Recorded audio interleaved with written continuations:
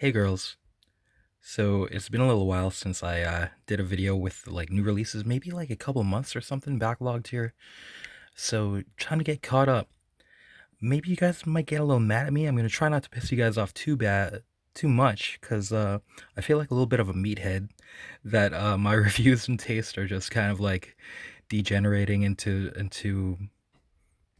the unintellectual perhaps, but there maybe I'm just being hard on myself there, because there is some like good high quality stuff, but I'm just trying to get stuff that grabs me. So um due to like boredom, I actually have read a lot of this stuff, but I'm not gonna front, I haven't read all of it, so I'll do my best to just flip through and give you like impressions of, like, you can kind of discern, put two and two together a lot of the time. So first we're going to go through floppies, and then magazines, and then hardcovers, trade paperbacks, art books.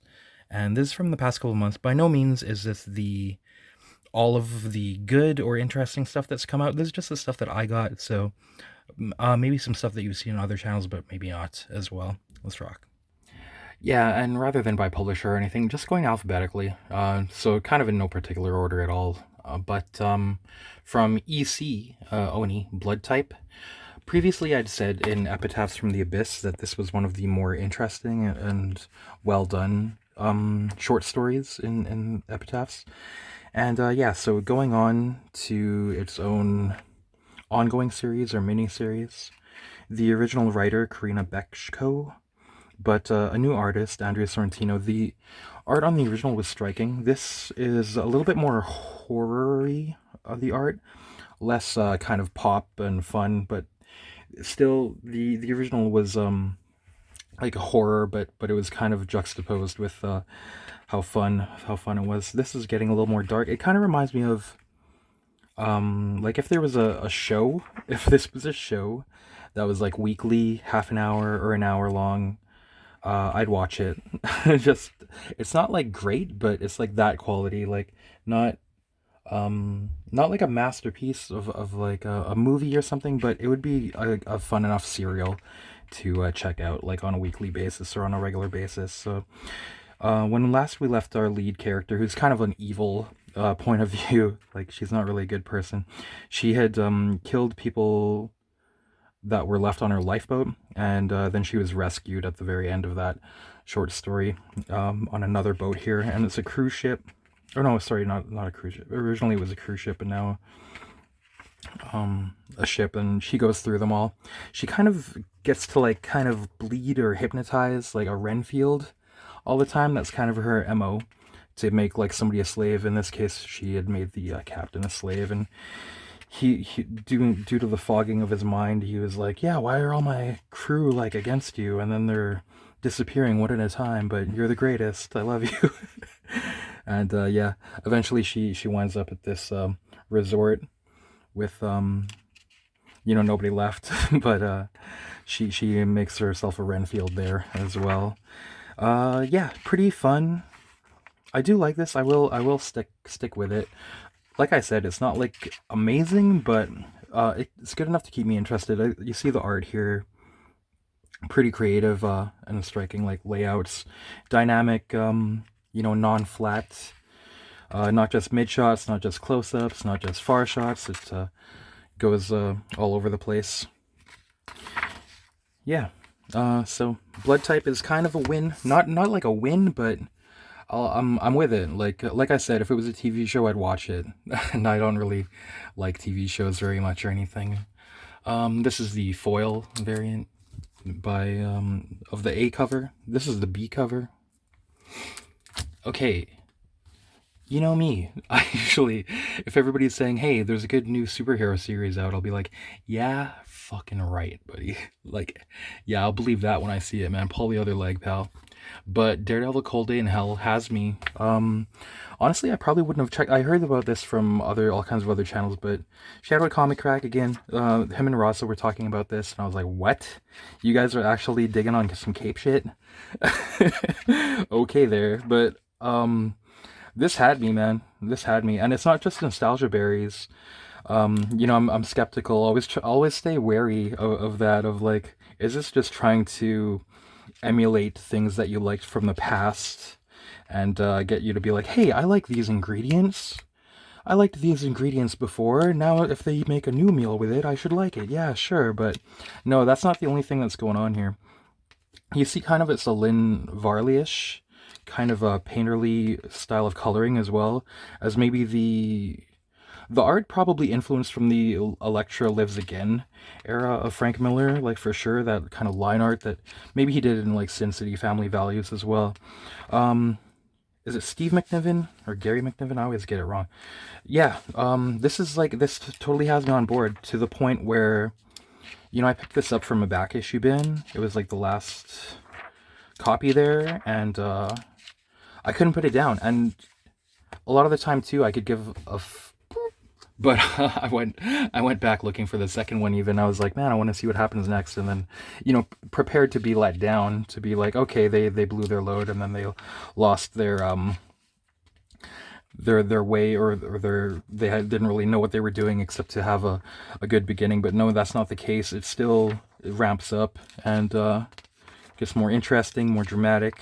And the writing as well totally has like that kind of Frank Miller kind of pace of being like taut and efficient and kind of rhythmic. You know, he has kind of like a rhythm, and where the captions will be from, say, like Matt Murdock's point of view and stuff. And like, you know, because it's almost like music where there's repetitive kind of riffs or codas, or what would you call it, refrains that it'll come back to create the rhythm of the writing. But it's not just only emulating or biting the Frank Miller stuff, because, you know, I'd be definitely skeptical and wary of that. No, it's good, man. Like, I can't find anything wrong with it. So, you know, I still stay skeptical though. Like, when will the other shoe drop? Will it all come crashing down in issue 3? But apparently this was in the works for years, so maybe not. Maybe it is refined and not just yeah, look at how Frank Miller-ish this Elektra looks here. This so it's so like, and yeah, the fight choreography is pretty nice too. The panel shapes and layouts, of course, taking from that kind of inspiration as well. Yeah, apparently they had this in the works for some years and it was kind of on the back burner. So maybe it is refined and not just you know, caught up in momentum of one issue and then like fizzling out. That's what I'm hoping. There's no sign of that so far, so I think issue 3 comes out in the first or second week of August, so I'll definitely be picking that up. You heard it here first. I'm as surprised as you. I actually like a new superhero comic. Daredevil: Cold Day in Hell by Charles Soule and Steve McNiven. We'll see, though. I don't think I'm going to even eat my words. It's scary. Okay, the final issue of Epitaphs from the Abyss. This is number 12. This has been very hit and miss. Mostly miss, the series. I just, you know, you hope, you pray for like a good horror anthology series. There were some high points though. You got, I'd say this first story in this final issue is finally a high point again. Still the Waves by Michael W Conrad, Alison Sampson on art, and colorist worth mentioning Jordie Bellaire, because the color is definitely integral, or not integral, but probably it works on like a subtle level. Like, it doesn't take you out of the story or overdo it, but it's just very tasteful and well done. So you've got an alcoholic father, 2 kids. They lost their mother. That's when the father started becoming alcoholic. This child, the youngest boy, he kind of stops like talking, but finally the father arranges a little bit of a field trip for them. He works as a security at kind of a water park. What would you call it? You know, where they have like killer whales and sharks and stuff. But this great white shark kills the trainer. This is after they lost their mother mind. This is like the first outing they kind of go to. And the great white shark kills its trainer. It happens to kill its trainer in front of them and in front of this little boy. And I'm not doing it justice so well, but I found this a good meditation or insight into like trauma or like this. It's not very cookie cutter, the way that he's like processing the trauma. The unpredictable psychology is like sophisticated and like it's not cliche. Um, like this powerful moment where even on that first night I could sense that this was more than sadness. There was a weight around my brother, and I swear I could smell something like a brine. It was the sea, but not like a breeze. Just sitting at the table with his face in his hands, just the look on his face here. It's heartbreaking. Okay, it was something deeper, from way down, a place beyond our ability to fathom. I'm sure father would have noticed this too if he hadn't drowned his senses in bourbon. Maybe that's a bit cliche. I mean, the alcoholic, psychologically abusive father, like that's pretty two-dimensional though. But this is a pretty good story. The twist ending though, of course, is like I found it a little bit abrupt, but aside from that, I did appreciate the depth of character of, say, this little boy. But yeah, that's about as much of his costume that Halloween is a shark. He becomes kind of obsessed with that moment that kind of ingrained itself in him. Yeah. Second story, blah blah blah. It's fine. Passable, but I mean, passable is yeah. This is kind of creative though too. These transitions of showing like her going through the ages in this second story. Not bad, but not good either. You know what I mean? Like, it leans more towards good, but don't you hate it when something is like not bad enough to hate it? It's just kind of like, good. That's fine. But yeah, the last Epitaphs from the Abyss. I'm kind of relieved that I don't have to have it on my pull list anymore. I was just like, had it on my pull list out of momentum. The Bermejo covers are outstanding though. And like I said, it's not like bad, but it's disappointing because you want something like EC, like you hope, you pray, you vehemently like wish for something, a good horror anthology series, but it has yet to be seen. I don't even. I've tried Creepshow, Hello Darkness. I don't know what else is there out there. There's nothing going on in the realm of horror anthologies. I guess too much. I don't know. Let me know if you know. Okay, the reprint or facsimile edition ish of G.I. Joe issue 21. 1A1. You know I was going to say that, didn't you? The silent interlude and first appearance of Storm Shadow. I got this because I was like, I always wanted this. I passed up my dumbass like on a reader copy back in 2018 for $25. It was like a VG, but I just didn't have that $25 on me at this time. But that would be a great price nowadays. But I was like, I was kind of always looking for this. You'd have to spend money to get it now. So I'm like, I'll check out the facsimile edition, see if I actually like it enough to make it that I actually like reading it, not just like FOMO or trying to fit in, or like have it as like a badge on my vest of like, hey, I got that issue. Is it something that you'd actually like interior wise? Yeah. It wasn't like. Yeah, there's some cool action sequences in here, sure. On first read, I was like, this is like a cartoon. He doesn't really kill people, but it's inferred. There's times when, he pulls a pin on a nade in a group of Cobra, and they don't show it, but no, it's not totally safe or whatever. Like, you don't want ninja fighting without, there's got to be some death and stuff. Not to be mean, but yeah, pretty good.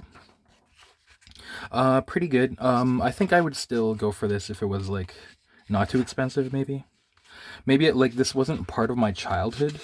Maybe it would mean more to me if so. They talk about that this issue actually came into being that they were kind of behind deadline, and editor Denny O'Neill said that the only possible way, this is Larry Hama speaking, the only possible way was for me to write and draw it at the same time and eliminate lettering. which would take up to a week in those days before the internet and attaching JPEGs. So this silent interlude issue was kind of like, you know how Black Sabbath wrote Paranoid like on the way to the studio just to fill in some time?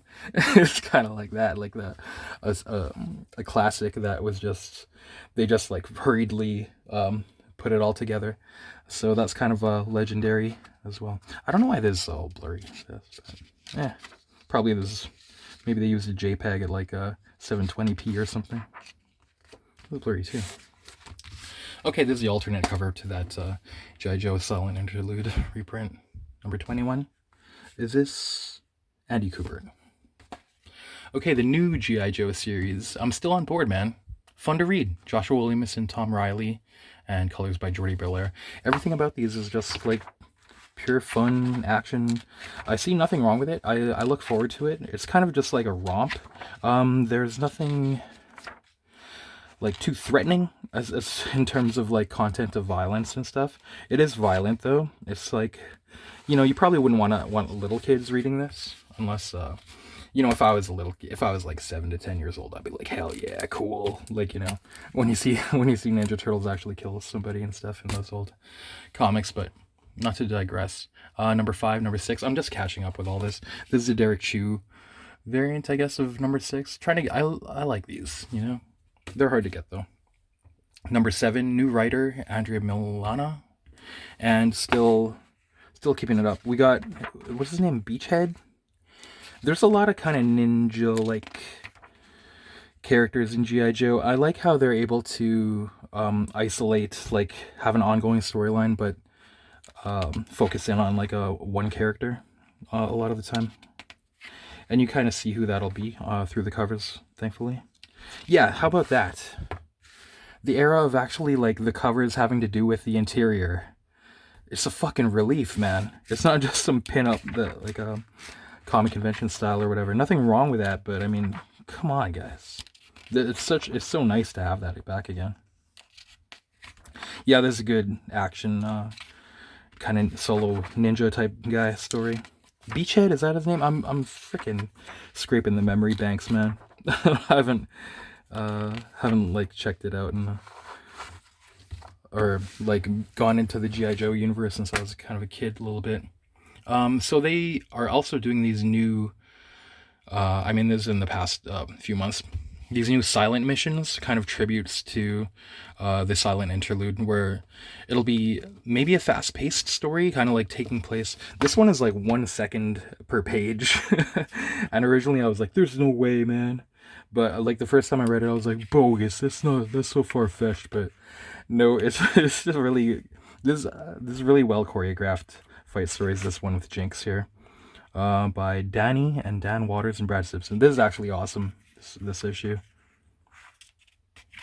I can't believe it. A new comic that I'm like, this is fucking sick, actually. Yeah, this is really wicked. There was one moment that took me out where, let me show you even. She's climbing this ladder, right? And then all of a sudden her sword is like in the chin of that guy. I'm like, yeah, how would you even do that? Come on. But she must have like you know, kind of jumped up or through it. That's like the one gripe I had with this. But once I got past that, like everything else, all the other action choreography throughout this whole thing is awesome. And you could imagine, is it like cynicism now to be like, you can't do all that in 1 second, but you know, when you're a kid, you can, kind of, because you believe in like the power of ninjutsu and shit. You kind of can like do dim mock shit, man. Poison hand, touch of death. That shit's real, dude. You can't tell me it's not. Yeah, this is sick though. Like on that level of like legendary kind of ninja stuff is what you would think is like, yeah, you'd have to be like a legendary ninja to pull this off. But it's just, it's wicked. I won't show you the end though. Can't do that. But it's really well done. Heat Seeker Exposed #1. This continues to be entertaining. I can show a little bit of this one, I think. So this is the art germ cover, right? Cover A, I think. But they always have like a ton of various. So just fun, pulpy, again, like if it's a show or something to just check into every week or month, right? For me, there always going to be like some hot nudity, some European style, like well done art with Nice backgrounds, nice painted coloring.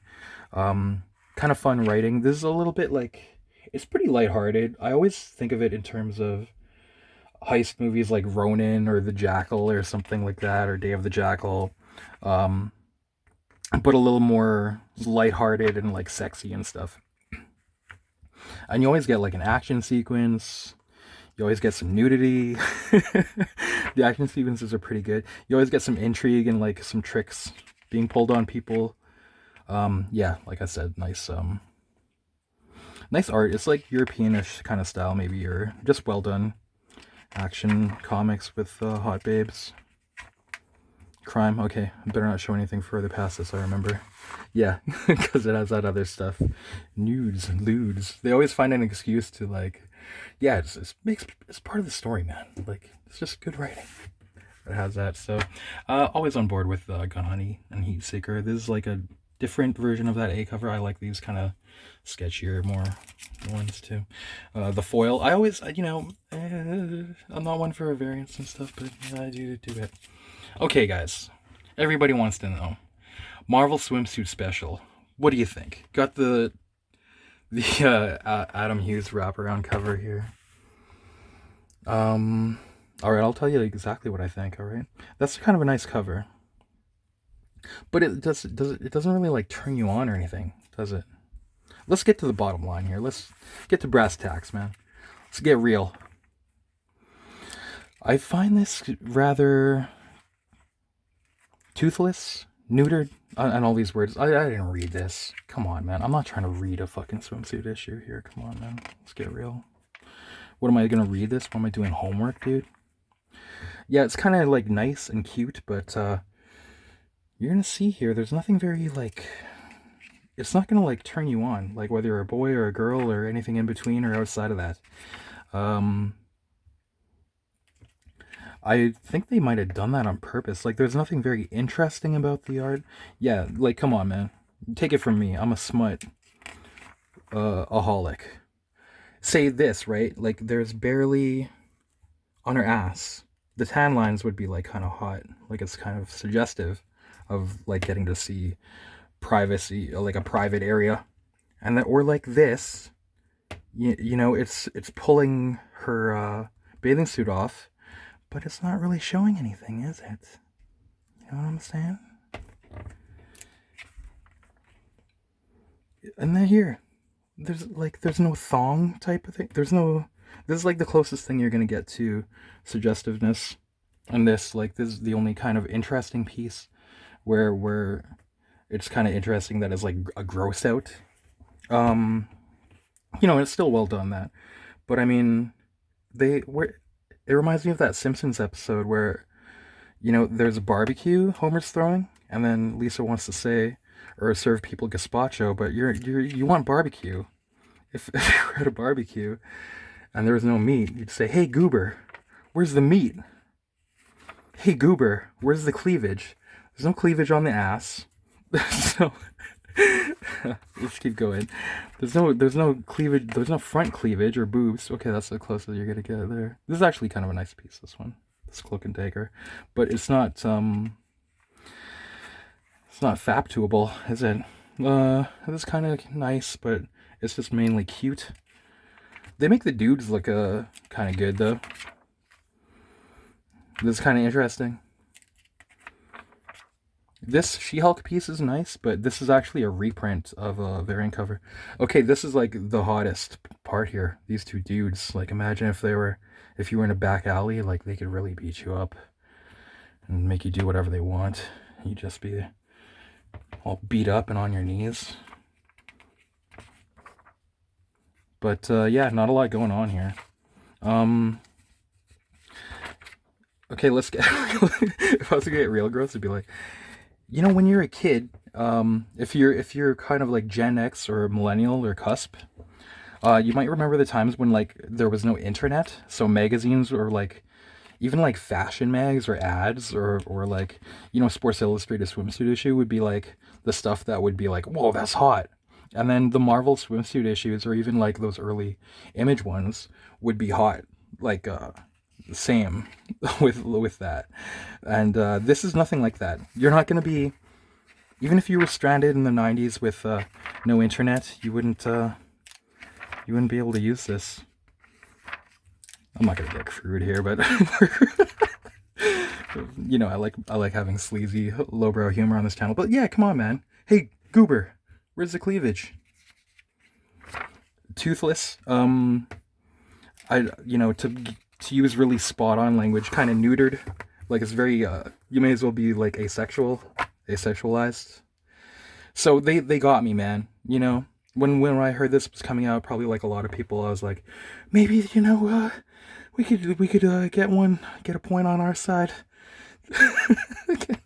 Get the comic The Twisted Pose or something, you know, where you're seeing the butt and the boobs. You're not seeing butts or boobs. Well, maybe on this cover a little bit. But, you know, it's like good-natured and like, I wouldn't even say it's innocent. Like, there's something kind of like empty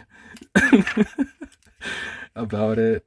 This is kind of nice. I don't, you know, you just kind of want, like, it's rather than it being good, it's me like just imagining or like feeling I wish it was good or like a little better, but okay, yeah, that's a pass, dude. Gooper. Pass. You could get it in bargain bins or something eventually, probably. Predator, Black, White, and Blood. This was pretty fun to read. Is this Doug Wheatley on the cover? The first story was probably the most interesting. This like mining town, prospector kind of like company town where you go there to make your dreams, but then you just end up with kind of a slave to the company. This little girl, she, you know, spoilers, she loses like her parents to it, has to end up working in like a brothel / gambling and fighting house where by the end you get that like they found like a predator in a crashed ship. they make them fight for their entertainment and gambling. Yeah, that's interesting. So this is only like the first chapter of one, and this one actually has like really nice writing. One thing I'll say about this comic, it does like the show don't tell. Like it's not really exposition. It's actually like pretty nice period appropriate writing and dialogue. It starts with like the first pages as ad to go join that mining company. It's pretty well done there. So this one has me on board. I liked this first chapter. The second chapter as well, kind of good. It's kind of light. Like this is in the medieval times, kind of the times of like well, what would it be like around like the Dark Ages, if you will, between 1000 and 1300 ish.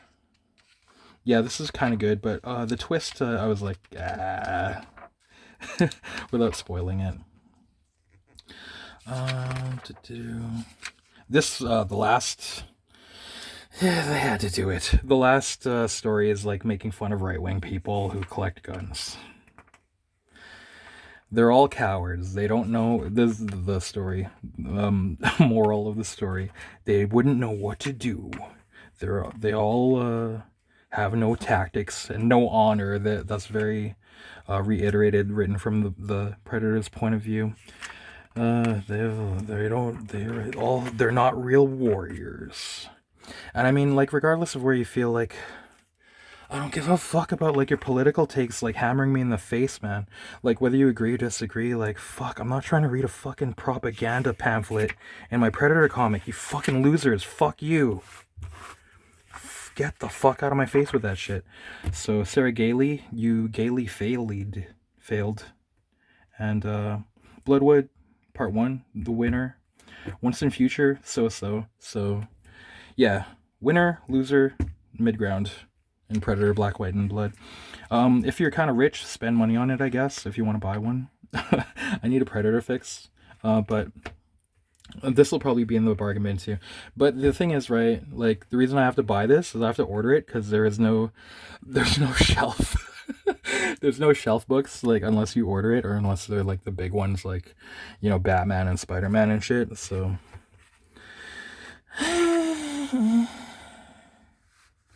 We'll see how things go. I think things are going to get worse on that front, too. With, how the fuck are we even going to order stuff, dude? I tried League of Comic Book Geeks, or whatever it's called. It's, like, I find it very clunky, and it doesn't show a lot of, like, independent publishers, so... Okay, moving on. I'll come back to that later. The comic shop owner pulled this aside for me. He's like, "Get this. This is good." From the Ghost Machine universe, Hyde Street, Sisterhood. Yeah, pretty good. Pretty good story. Michael Zchut, artist Leila Leiz. These two girls that grow up as best friends, go through hard times and good times. Go to college together. One of them is trying to like join up to a frat and be popular. The other one is kind of like just wants to stay in and do her thing. Things ensue. I was hoping this would be a one and done, but yeah, some good storytelling, good cartooning, nice dynamic poses there too. But yeah, it's gonna continue on because I was like, yeah, this is pretty good, but I'm not really invested enough to check out more unless it's like out of a dollar bin or something.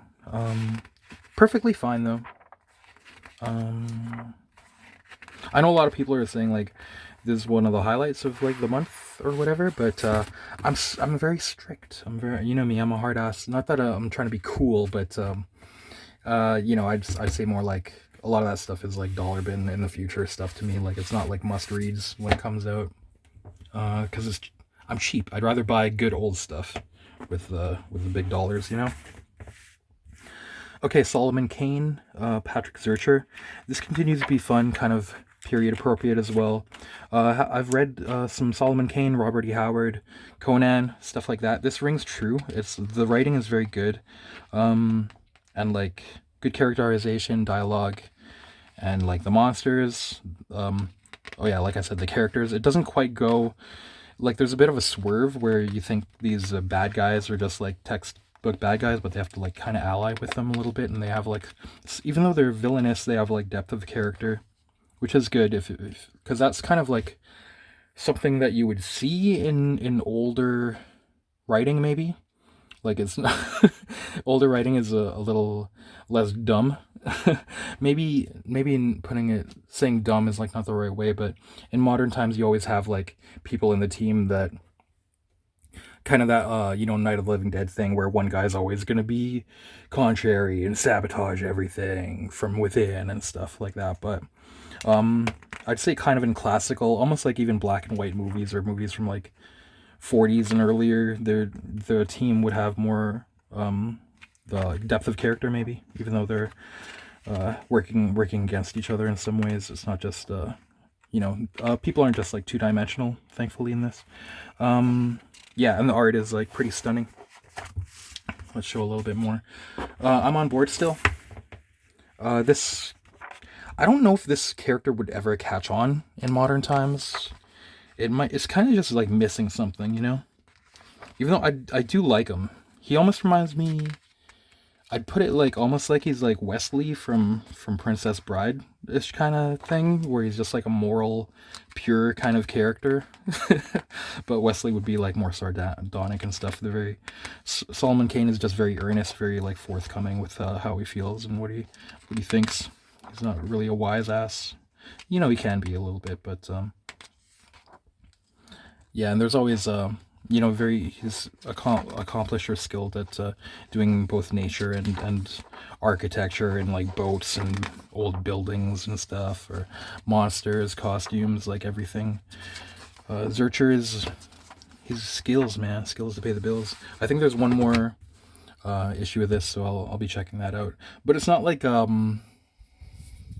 so far it's not like a classic, like a great, like a reread, but it's good enough to like keep in my collection as like a pulpy, you know, it's not like Terminator 2, but it would be good in like an obscure VHS collection of you know, some good pulpy independent stuff. You know what I mean?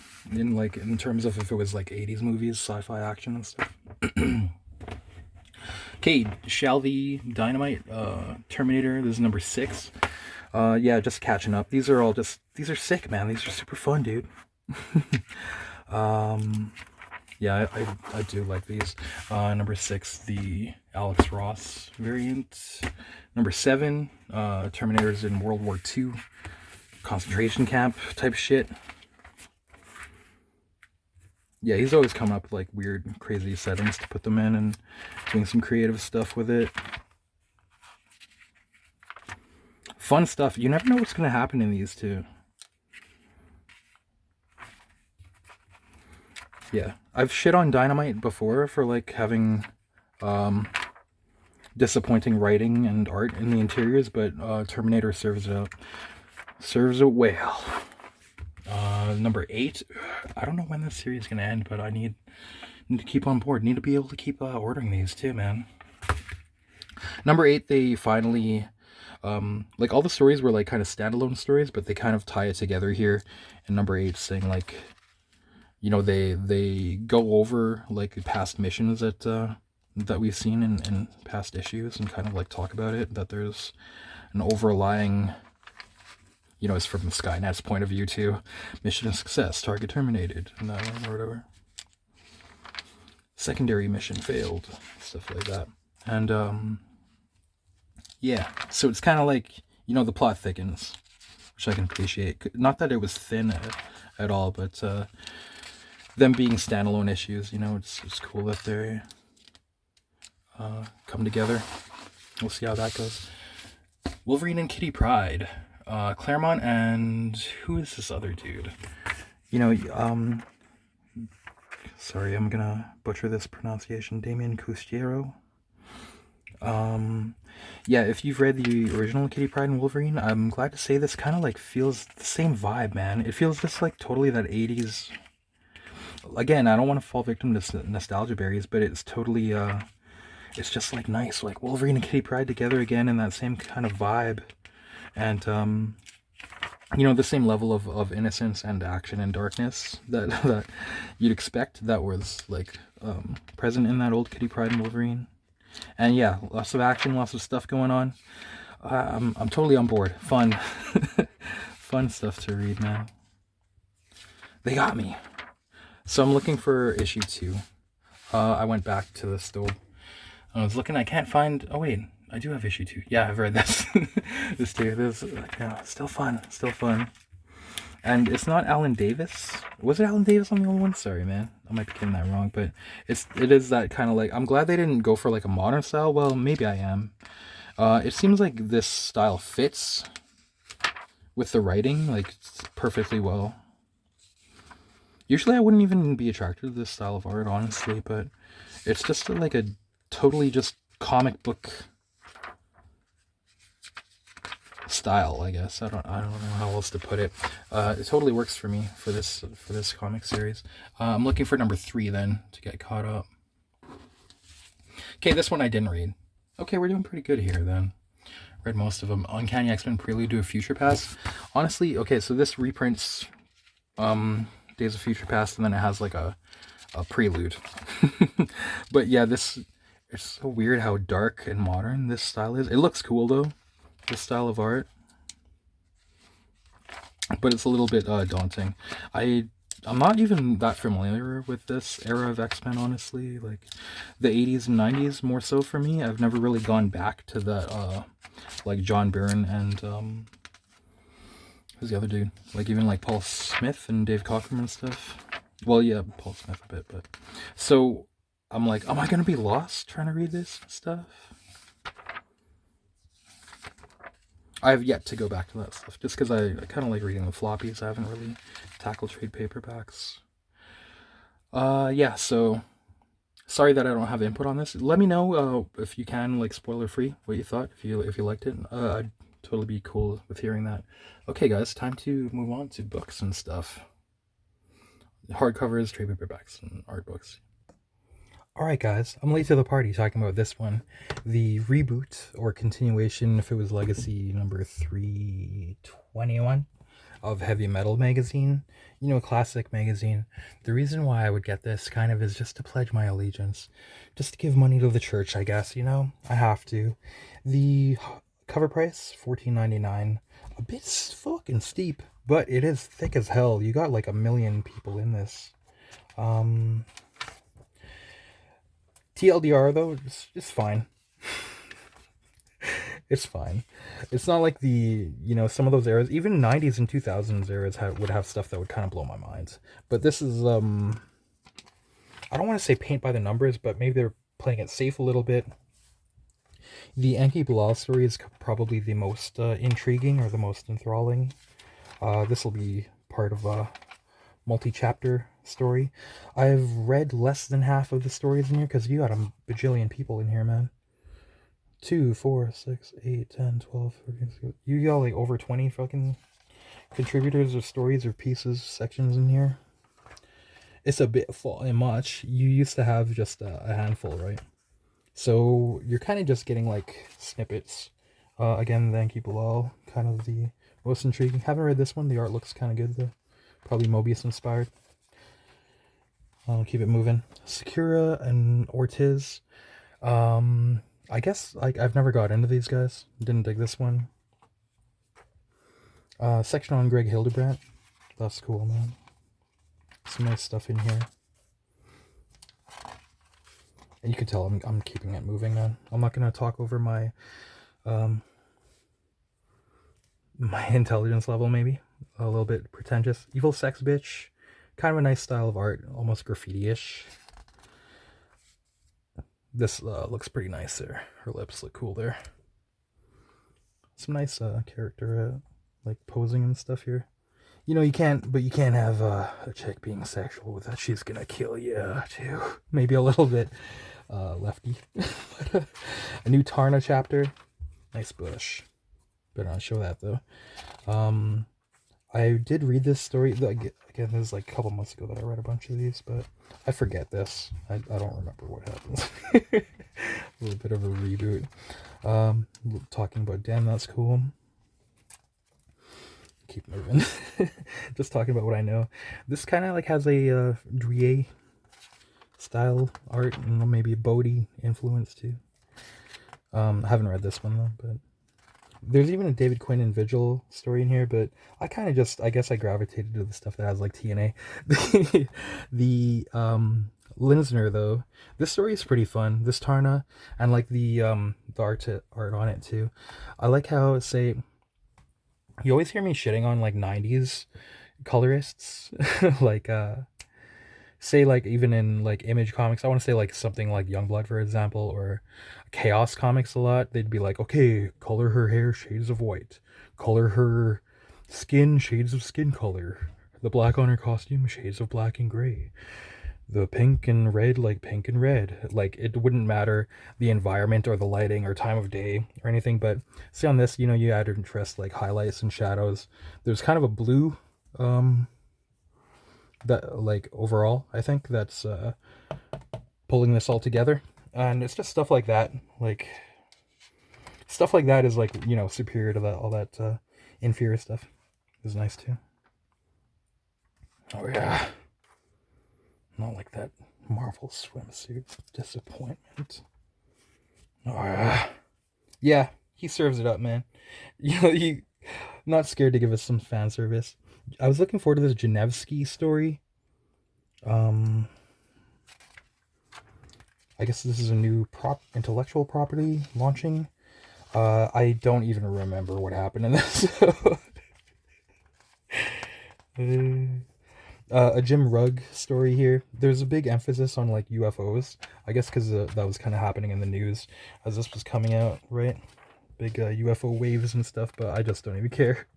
I cared about UFOs when I was younger, but I don't know why. I just don't care about that stuff anymore, myself personally. But if you are into UFOs, there's a lot of stuff about UFOs in this. David Quinn and Tim Vigil. Haven't read it though. I'll check it out later. David Quinn disappointed me on that addiction. This Valentina, this was cool, kind of dreamy. I'm not very familiar with Creepax's original Valentina though. Sorry guys if it disappoints you, my OG status, revoke it. But this, I did enjoy this, and not being familiar, you know, with kind of some nice stuff going on here. I'm invested. I want to see what goes on after. Some nice stuff here too. It's nice. I like it. Continuing. Oops. You didn't see nothing. What are they going to do? Take away my YouTube money? I ain't getting no money off of this. Like and subscribe and all that stuff. Well, That reminds me. The Tula Lotte variant. Nice. Got itself a nude variant too. Got to do that. A little bit of like speculating, but honestly, man, probably you're gonna see these like traded in a lot. I don't know if a lot of people are gonna hang on to these. You know, there's an initial what's it called? You know, where people like want to get it.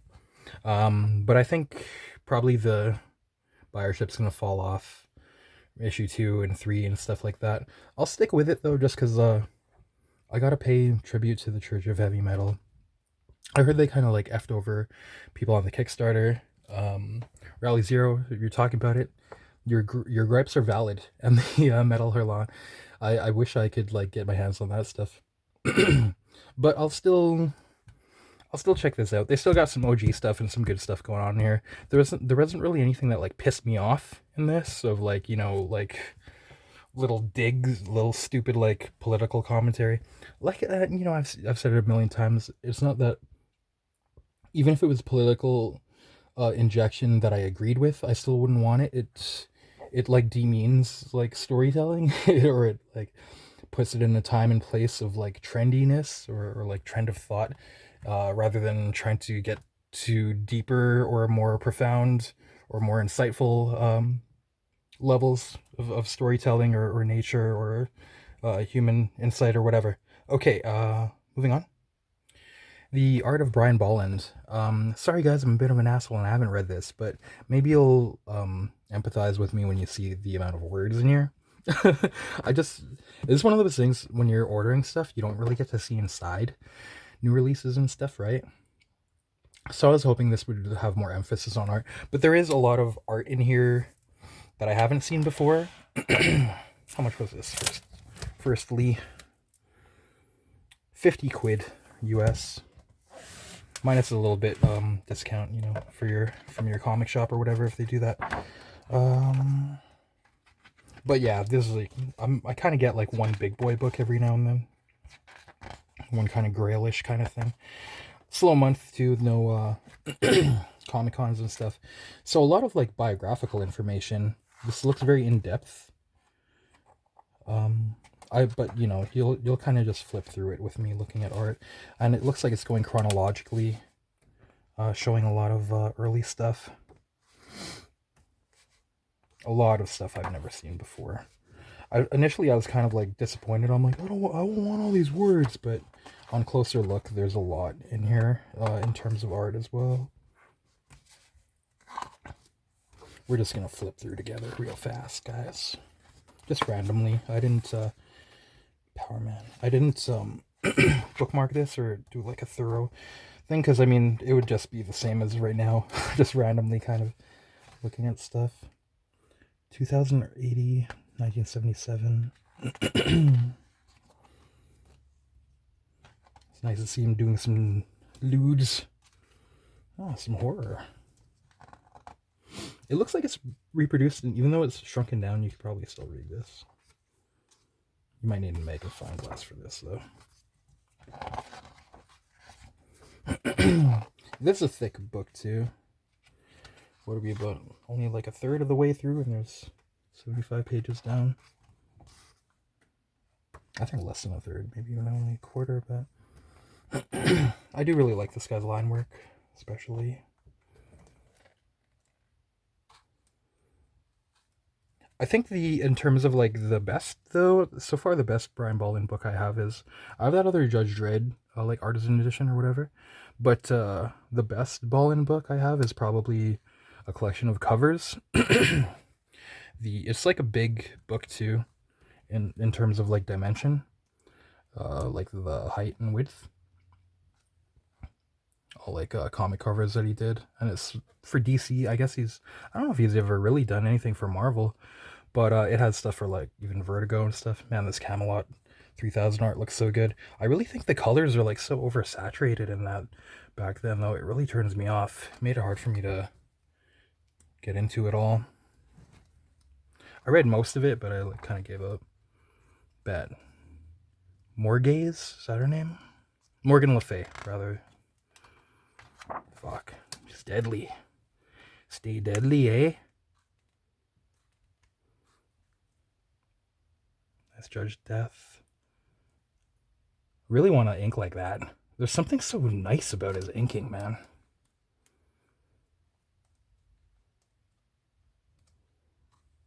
Oh, some of this stuff looks really good too. He draws girls real pretty, but they have a kind of like a, they have like kind of like a menacing kind of evil side too, dark side. Oh yeah, baby, it's good.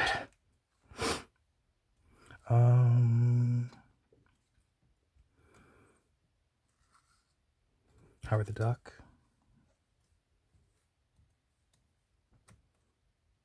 Classic. What is this? This must be Eastern European, like maybe Serbian or Croatian or some language. I'm just guessing. Sorry if that's... hope I'm not offending anybody by being super wrong. Yeah, this is really nice too. We'll stop and smell the roses, but, you know, give you guys chapter breaks and stuff too if you want to skip through. What's going... The wind is blowing this camera holder from flipping this? Prince, the artist formerly known as Prince. And there are some good prints in this book. Yeah. Oh yeah, there was Mobius, Visions of Arzak. Forgot about that. Oh, that's cool. I think there's even an erotica section, which I probably can't show. Man, these Wonder Woman covers are fucking awesome. I'm not even any kind of familiar with Wonder Woman, but they're sick. The Invisibles covers too. Those ruled. Sergeant Rock. Oh yeah, Sin City pinup. Oh, cool. I love when you get to see roughs. His pencils look so rough here. They're like not tight. So he's doing the tightness like in the inking stage. That rules, man. Kind of love that.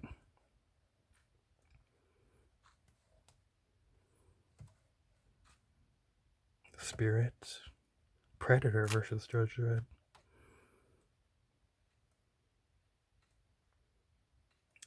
Yeah, we may as well flip through a bunch of this. Hey, here's Wolverine. It's like the first Marvel thing I've seen. Zatanna. He makes him look so nice. Alan Moore, birthday. Ball and strips. Sorry about the jiggling of the camera. It's kind of like inevitable here. Yeah, this erotica section, but it's just nudes. There's nothing like hardcore going on. He seems a little bit, from the writing of this, I think he was saying he might not even want to include that, but it's not very, it's not like nasty or anything. Some travel pictures, maybe reference-ish. Sorry again about the jiggling. Holy crap. I didn't know, just, this is the power of books. Like a big boy book. Can move this stuff around. Okay, next. From the maestro. The maestro, sorry. Caravaggio by Milo Manara. Printed by, was this Dark Horse or Fantagraphics? Fantagraphics, in this beautiful embossed gold cover too. Only $20. To save you, like, long story short, this is so worth it. This is so worth it. Maybe my favorite Milo Manara thing I've read. I haven't read Borgia yet, which he did with Jodorowsky, but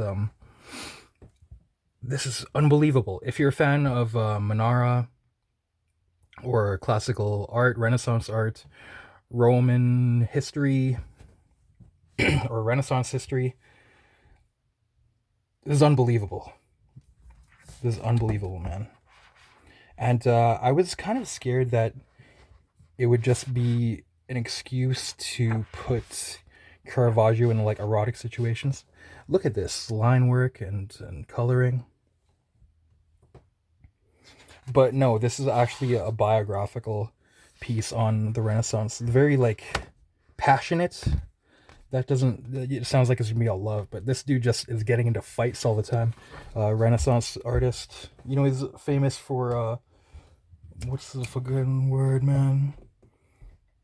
where the the light and shadow, um not trampoliere, not contrapposto, it's chiaroscuro, um the very like vivid, and it goes into not only his life, but the models and situations that led him to pose people for these pieces. And he's using a lot of kind of like lower class people.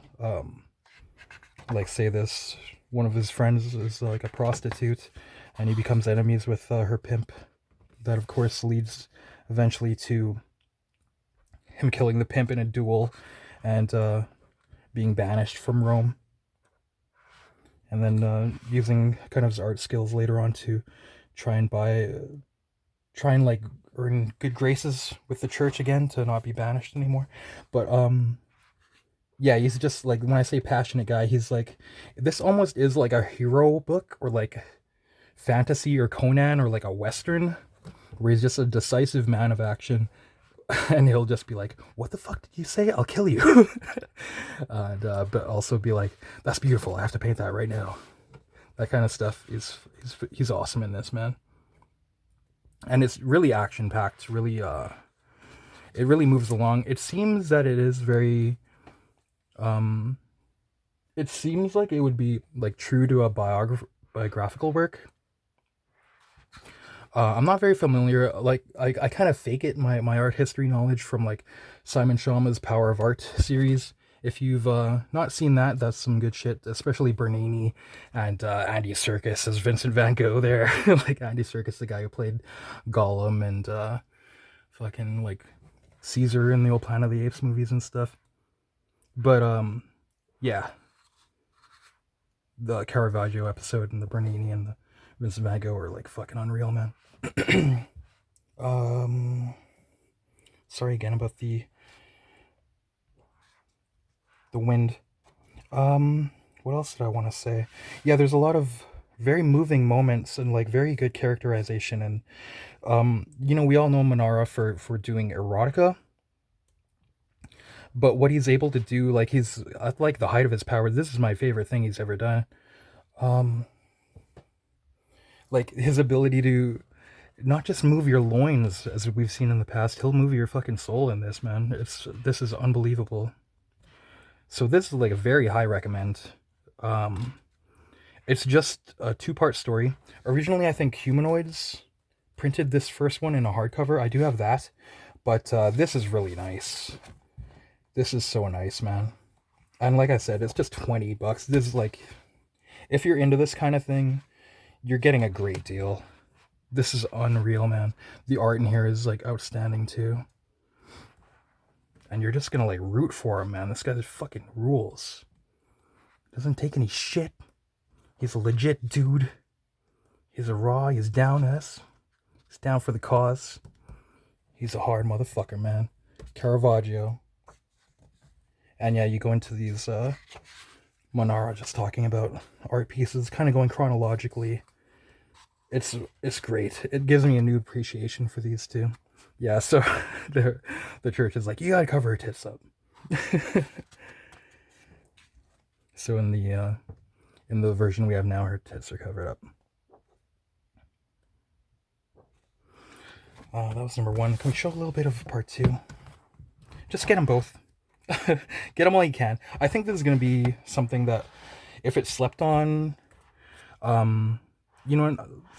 don't want to be like a bad speculator again. This is not financial advice, like that kind of bullshit. But I think once these are gone, these are going to be like, anybody with the foresight to get these, most people, if you get them, you're not gonna sell them. So I don't think you're gonna see this on the aftermarket, really. I imagine. I could be wrong, maybe you'll get these like beat up and used for cheaper, but how much cheaper? Like, what are you gonna get these for? $10 maybe? Not to be like a salesman-y, but for $20, these are great. If you want to give your money to anything new, I kind of like, I'm hard pressed to find things worth supporting with my dollar, but this is fucking unreal, man. And like I said, who knew Manara could move something besides your nether regions. This is, yeah, what a master, man. The height. I don't know what else he could do that'll like top this. It's fucking great. Okay, moving on. Caravaggio. Just get it. Don't be a sucker. Okay, when my comic shop owner handed this to me, is like La pièce de résistance, Von Bodie's complete dead bone erotica, and I'm gonna say Bodie, you know, short for Bodhisattva. His real searcher, man. What's he searching for? The perfect wave. Agent Utah gets his man.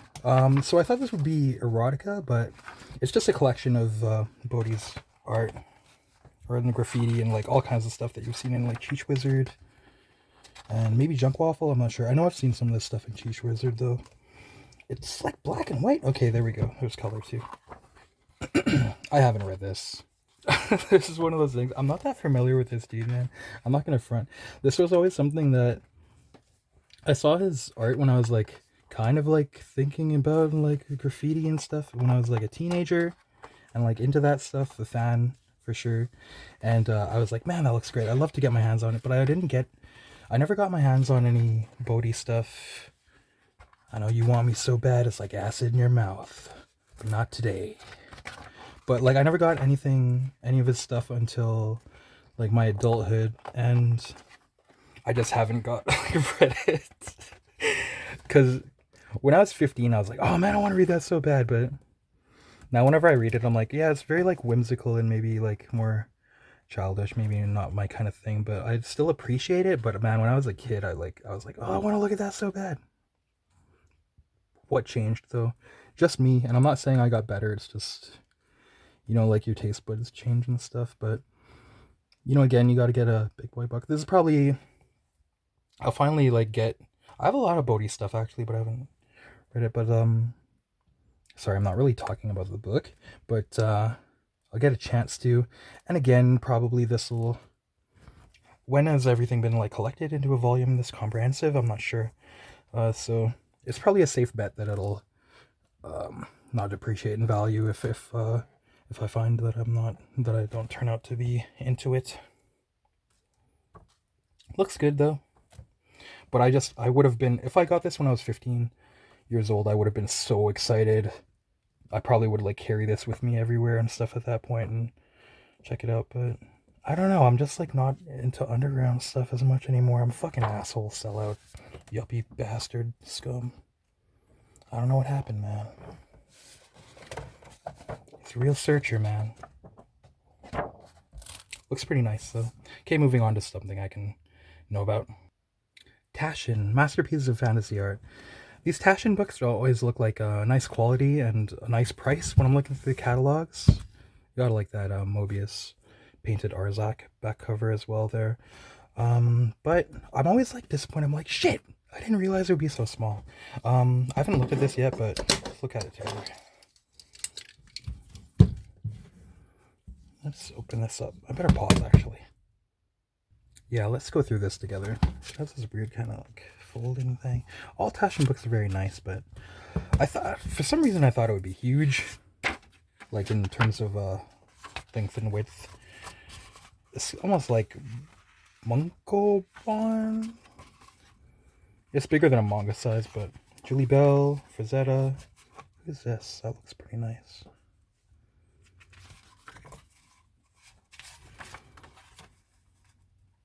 Vallejo. I guess I like things bigger nowadays. When I was a kid, even those the Frazetta card set, like I could just, my eyes were so good. Oh shit. A microphone. Pardon me. Sorry about that. If there was like static, I'll put that back in. What would this be? Rousseau or Bosch or something? Dore. I'm showing my ignorance. You got a harpy there. Oh, that's cool. So it's showing like different eras of fancy art too. Some Japanese. I like that. Finlay. That's got to be Virgil Finlay, right? Who's this? I don't know. It's fun to guess Sorry if I'm getting stuff wrong. It's probably somebody's out there who's like a monster of wit and recognizing stuff. Sean, calling you out. You probably can just look at these and be like, I know what all those are. That's for Zeta line work. For Zeta again. This Virgil Finlay. Maybe. So many words. Death Dealer. Braum. Some old stuff. Les origines du facial. The fuck? Is it English? English, motherfucker. There's always nice reproductions in these. That's an interesting presentation there. Okay, but I won't filibuster. Ooh, look at me crease that page. You didn't see that. You didn't see nothing. Shh. Drouillet, maybe? This is nice. I like how they did that.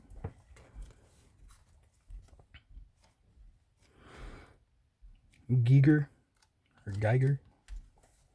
Giger? No, I don't know how you say his name, man. Jeff Jones. What was the price on this? I remember I was just like, yeah, a nice Taschen art book is like pretty cheap. Taschen is usually good value. Oh, this is Jordie Bellaire, isn't it? She's awesome, actually. Her stuff looks kind of like lush, like texturous, and like it has like a depth. Really nice. You know, the boobs look. Let's get to brass tacks. Those boobs look so good. They look like they have like a perfect, like, not to be crude, firmness and softness, and like the bodies look like solid. Everything. Oh man, it's awesome what she does.